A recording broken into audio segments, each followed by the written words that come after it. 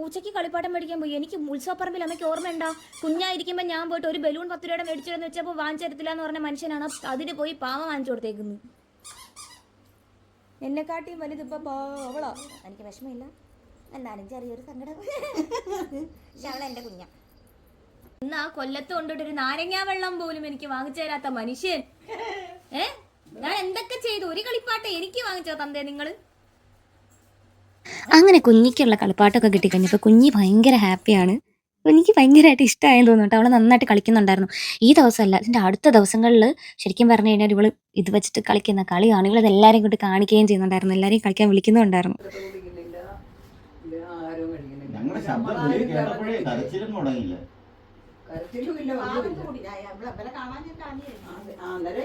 എനിക്കത് പോകുന്നില്ല. കേശു പറയാ സാറിനെ ആര്യ ചേച്ചി കാണാത്ത ആദ്യ അമ്മൂമ്മ വിഷമിക്കണ്ട.